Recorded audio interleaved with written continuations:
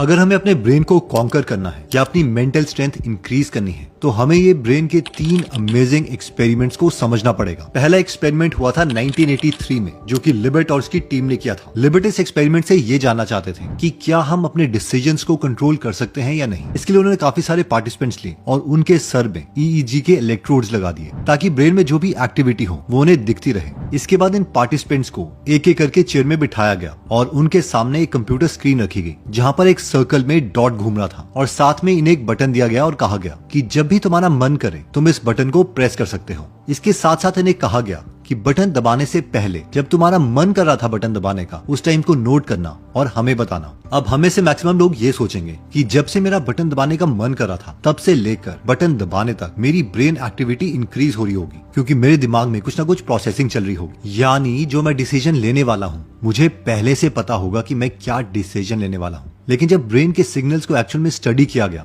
तो सब शॉक रह गए, क्योंकि हर एक पार्टिसिपेंट के केस में जब उनका मन कर रहा था बटन दबाने का, उससे पहले ही ब्रेन में बहुत ज्यादा एक्टिविटी चल रही थी। जिसका मतलब ये था कि इससे पहले हमें पता चले कि हम बटन दबाना चाहते हैं, हमारा ब्रेन ऑलरेडी डिसाइड कर चुका था कि उसे क्या बटन दबाना है। इस एक्सपेरिमेंट के बाद बहुत से साइंटिस्ट और बहुत से फिलोसफर्स इस टाइप के कंक्लूजन निकालने लग गए। हम लोगों की अपब्रिंगिंग, कल्चर और पास्ट एक्सपीरियंस हमने डिसाइड नहीं किए थे, जिसकी वजह से हमारा ब्रेन ऑलरेडी प्रोग्राम्ड है कि हर बार जब उसे 2 चॉइसेस दी गई होंगी वो हमेशा से पास्ट के एक्सपीरियंसेस और अपब्रिंगिंग के अकॉर्डिंग उन दोनों ऑप्शंस में से वो ही चूज करेगा जो उसे हमेशा से करना था। यानी हमारा हर एक्शन पहले से ही डिसाइडेड है। लेकिन बहुत से ऐसे साइंटिस्ट थे जो इस एक्सपेरिमेंट के कंक्लूजन पे बिलीव नहीं कर रहे थे, इसलिए उन्होंने खुद के एक्सपेरिमेंट करना स्टार्ट कर दिया। 2008 में जॉन डायलन और उनकी टीम ने एक और एक्सपेरिमेंट किया। इस बार EEG से बेटर टेक्नोलॉजी fMRI स्कैनर्स को यूज किया गया। सारे पार्टिसिपेंट्स को MRI की मशीन के अंदर डाला गया और उन्हें 2 बटन दिए गए, एक लेफ्ट हाथ में और एक राइट हाथ में।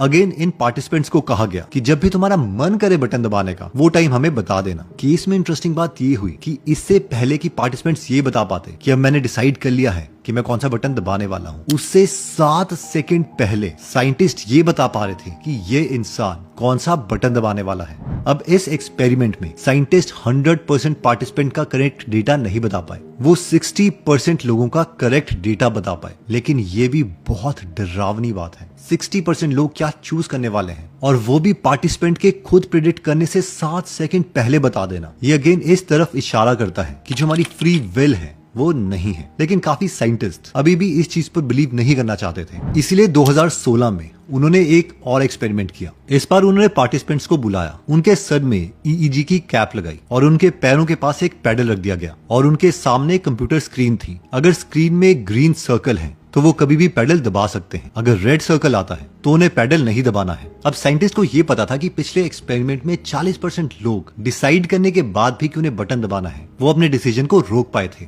लेकिन इस एक्सपेरिमेंट में साइंटिस्ट ये जानना चाहते थे कि वो टाइम एग्जैक्टली कौन सा है जिस मूवमेंट के बाद पॉइंट ऑफ नो रिटर्न बनता है। यानी कि साइंटिस्ट पहले ही प्रेडिक्ट कर लेंगे कि वो इंसान बटन दबाने वाला है कि नहीं और उसे रेड सिग्नल दिखाया जाएगा और उसके बाद ये देखा जाएगा कि रेड सिग्नल दिखाने के बावजूद क्या वो इंसान पेडल दबाता है या नहीं। और अब साइंटिस्ट ने टाइम को धीरे धीरे कम करना स्टार्ट किया। जैसे ही ब्रेन की एक्टिविटी से उन्हें पता चलता कि ये इंसान पेडल दबाने वाला है, वो 1 सेकंड पहले उन्हें रेड सिग्नल दिखा देते, जिसमें कई बार वो पार्टिसिपेंट अपना डिसीजन चेंज कर लेता। लेकिन जैसे जैसे ये टाइम डिक्रीज होता गया, 200 मिलीसेकंड वो टाइम आया जो कि पॉइंट ऑफ नो रिटर्न बन गया। यानी हमारा कॉन्शियस माइंड अब चाहते हुए भी अपने डिसीजन को नहीं रोक सकता। अब हमें से मैक्सिमम लोग ये सोच रहे होंगे कि अगर हमारा हर डिसीजन हमारी अपब्रिंगिंग, हमारे एनवायरनमेंट पर रिलेटेड है तो फिर हम अपने माइंड को रिवायर कैसे करें। तो इसका आंसर इस स्टोरी में मिलता है। कैरोलिन के पास मास्टर डिग्री थी न्यूट्रिशन में और वो हंड्रेड्स ऑफ स्कूल का खाना मैनेज करती थी। एक बार उसने और उसके फ्रेंड एडम ने एक चीज नोटिस करी कि सारे स्कूल्स का मेन्यू एग्जैक्टली सेम था, लेकिन कई बच्चे वेजिटेबल ज्यादा खा रहे थे जबकि कई डिजर्ट ज्यादा खा रहे थे और इन नंबर्स में 25% तक का डिफरेंस था। ये दोनों बहुत हैरान हुए जब उन्होंने खुद जाके इन कैफेटेरिया की इंस्पेक्शन करी तो उनको एक बात पता चली कि जिन स्कूल में मीठा ज्यादा खाया जा रहा था उनका खाना भी उसी ऑर्डर में था, यानी मीठा सबसे पहले था। और जिन स्कूल में ग्रीन वेजिटेबल ज्यादा खाए जा रहे थे उनके खाने में भी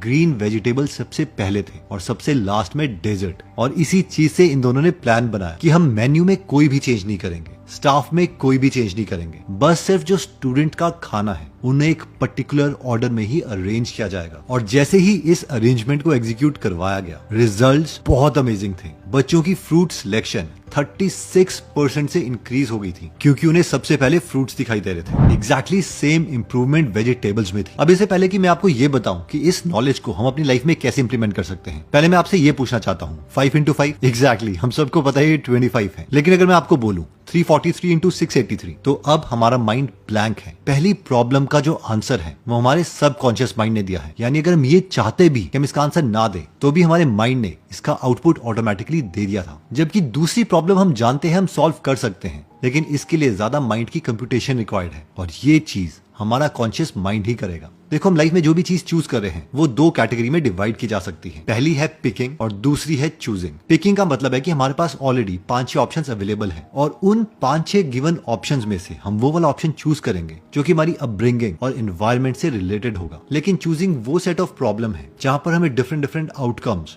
और बड़े कंसिक्वेंसेस को देखना पड़ता है। फॉर एग्जाम्पल, क्या मैं ये जॉब ऑफर एक्सेप्ट करूं या नहीं, मैं किस इंसान से शादी करूं एंड सो ऑन। और अगर हम अपने माइंड को रीवायर करना चाहते हैं तो इजीएस्ट वे यही है कि हम कॉन्शियस माइंड को यूज करें अपने एनवायरनमेंट को चेंज करने के लिए, और फिर जो हमारा एनवायरनमेंट है वो हमारे सब कॉन्शियस को ट्रेन करेगा कि हमें क्या सिलेक्ट करना है। फॉर एग्जाम्पल, अगर हम चाहते हैं कि हम एक फिट इंसान बने, तो जब भी हम मोटिवेटेड फील करें तो हम कॉन्शियसली जो सारा अनहेल्दी खाना है वो किसी को दे सकते हैं, और अगले हफ्ते का हेल्दी खाना फ्रिज में भर सकते हैं। अपने रूम में, अपने मोबाइल में सिर्फ उन लोगों के पोस्टर लगा सकते हैं जो लोग बहुत हेल्दी हैं। अब जैसे ही ये कॉन्शियस माइंड डीएक्टिवेट होगा और हमारा सब कॉन्शियस इन सारे एनवायरनमेंट को देख रहा होगा, तो वो हमेशा हेल्दी चॉइस बार बार पिक करता रहेगा विदाउट एक्स्ट्रा एफर्ट किए हुए। In short, environment is more powerful than will power. Imagine करो आपका कोई फैमिली मेंबर ऑपरेशन थिएटर के अंदर लेटा है, आप बाहर से उन्हें देख रहे हो, डॉक्टर्स उनका ऑपरेशन करने जा रहे हैं, और ऑपरेशन करने से पहले वो एक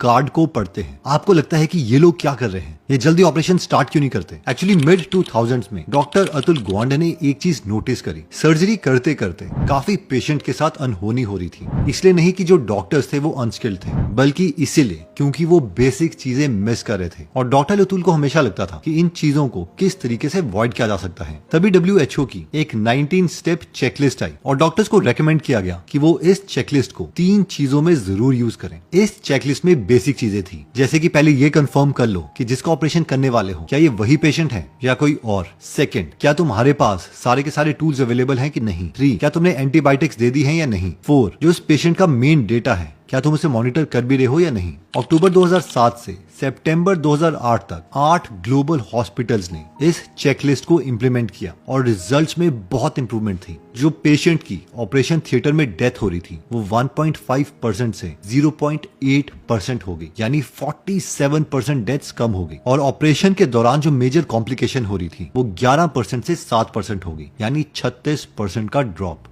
इन शॉर्ट, अगर हम बहुत ज्यादा केपेबल भी हैं तो भी एक सिंपल चेकलिस्ट हमारी परफॉर्मेंस को डबल कर सकती है। इन शॉर्ट, कोई भी चीज जो हम रेपिटेटिवली करते हैं उसके लिए हमारे पास एक चेकलिस्ट होनी चाहिए। फॉर एग्जाम्पल, अगर सुबह ही आप काम करने बैठ जाते हो तो आपके पास इस तरीके की चेकलिस्ट हो सकती है। 1, अपनी 2 लीटर वाली वाटर बॉटल सामने ले आओ। 2, हेल्दी स्नैक्स सामने रख दो। 3, टॉप 3 प्रायोरिटी चूज कर लो जो हमारी लाइफ को इंप्रूव कर सके। 4, हर एक प्रायोरिटी के लिए 55 मिनट्स रख लो। अपना मोबाइल बंद करो और काम करना स्टार्ट कर दो। एक बार ये पूरी वीडियो मैं आपके लिए समराइज कर देता हूँ। सबसे पहले हमने स्टार्ट करा था माइंड ब्लोइंग 3 एक्सपेरिमेंट से, जिसमें हमने देखा था कि इससे पहले हमें पता चलता है कि हम क्या करने वाले हैं, हमारे ब्रेन में एक सिग्नल जनरेट होता है जिसे कहते हैं रेडिनेस पोटेंशियल। अब कई साइंटिस्ट का इन एक्सपेरिमेंट से कंक्लूजन ये था कि फ्री विल होती ही नहीं है, लेकिन कई साइंटिस्ट ये मानते हैं कि क्योंकि हम अपने एक्शन को बाद में एनालाइज कर सकते हैं, इसलिए ये एक तरह की फ्री विल ही है। फिर हमने देखा था कि अगर अपने दिमाग से ही एक प्रिडिक्टेबल काम करवाना है तो उसके लिए हम 2 चीजें कर सकते हैं, जिसमें सबसे पहली चीज थी एनवायरनमेंट, यानी कॉन्शियसली ब्रेन की ज्यादा कंप्यूटेशनल पावर यूज करके एक बार अपना एनवायरनमेंट चेंज कर दो। और एनवायरनमेंट में हर चीज हमें सिर्फ हमारे गोल की याद दिलानी चाहिए। और सेकंड, हमने देखा था कि खुद के लिए एक चेकलिस्ट बना दो। अगर हम ये 2 चीजें करते हैं तो हमारे माइंड की रीवायरिंग स्टार्ट हो जाती है और हमारी परफॉर्मेंस 2x तक इंप्रूव हो सकती है।